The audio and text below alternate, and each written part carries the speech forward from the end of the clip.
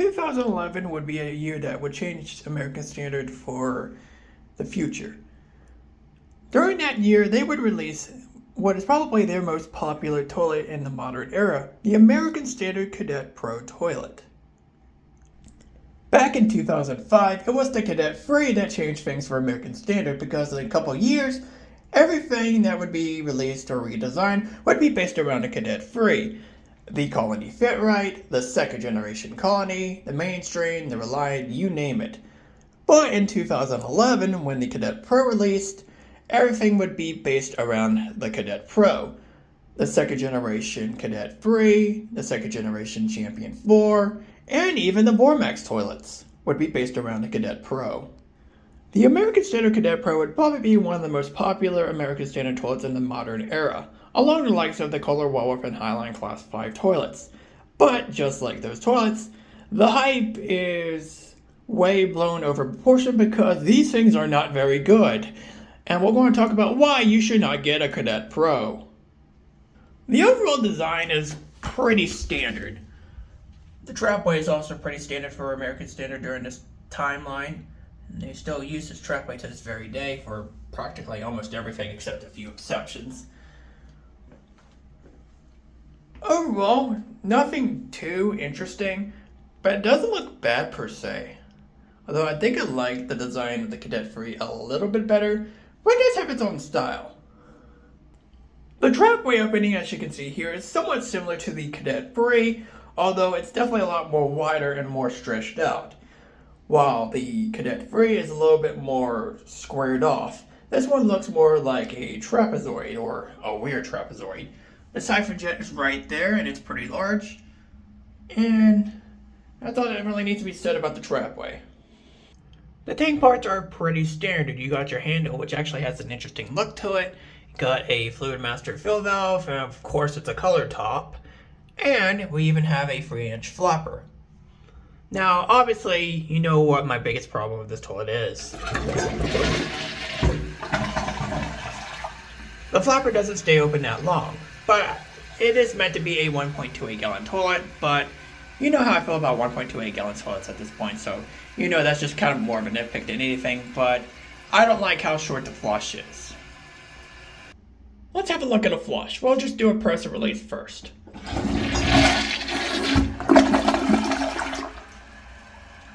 I am not going to lie, the flush kind of sucks.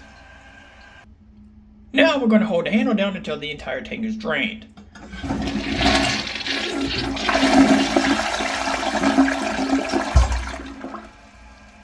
Honestly, not much better.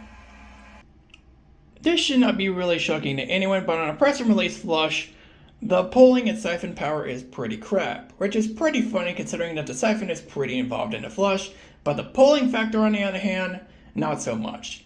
But given it's a 1.28 gallon toilet, that should not be shocking in the slightest.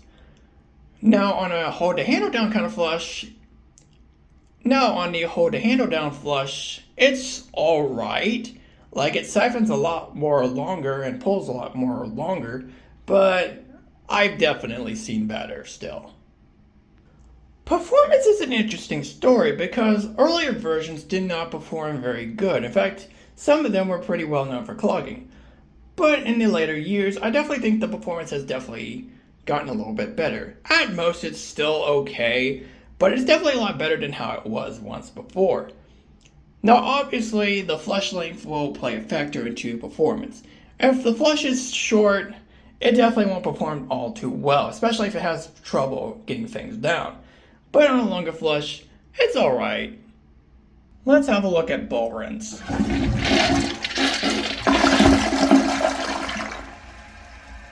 Now, funny thing is that this actually has angled ram jets, but yet the ball rinse is still somehow crap. This thing gathers stains everywhere, unfortunately, which is kind of a bummer, but considering that most of the water goes to the siphon jet, it's not really shocking. Now, on a longer flush, it is a little bit better, but not by much. It's a shame though, because it's a missed opportunity.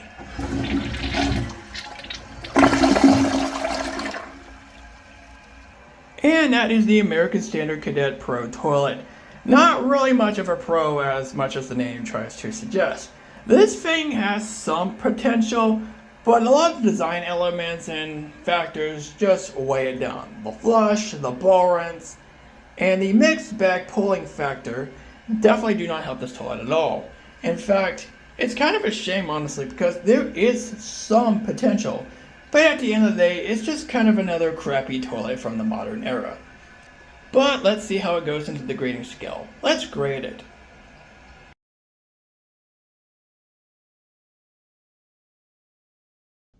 So the overall design tries to be nice, but overall I think it looks kind of plain.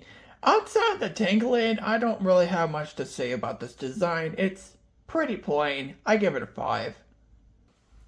So I don't really have much to say about the tank parts besides two things. One, the color top fluid masters are generally some of the worst fluid master fill valves ever made and are loaded with problems, particularly the blue and red tops.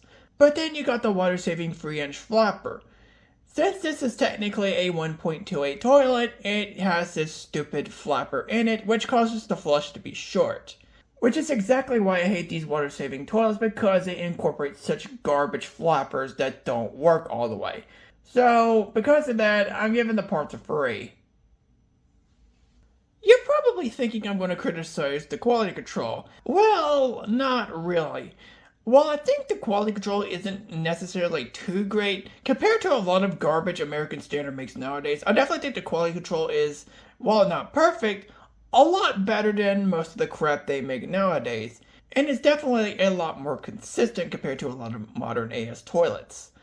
Now, is it perfect? No. I definitely have some gripes about the bowl rinse and stuff like that, but functionality-wise, it's fine, I guess. But definitely could have used some improvement, and definitely has some hiccups from the earlier parts of its life. Outside of that, I definitely think the quality control is a little better, but not perfect by any means. I give it a 5.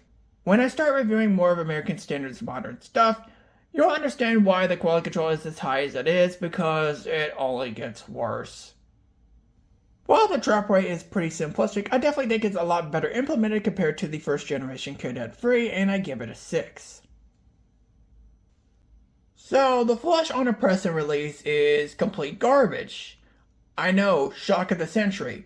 And on a longer flush, it's not much better. At all. On the lower end score, the flush gets a 2, while the higher end score only gets a 3. I hate the flush.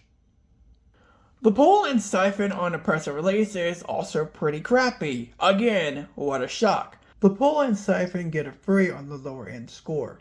On a longer flush, the pull is okay. It's definitely a lot more consistent and better compared to a lot of American Standard's modern crap, but I definitely think it could have been a little bit better. I give it a 6 on the higher end scale. Earlier versions of the Cadet Pro did not perform all that well, and on press and release flushes, that only solidifies the fact further that these do not perform well on their intended usage, so I'm giving it a 4. Although on later versions and on higher water usage, I definitely think the performance is a lot better than how it was beforehand.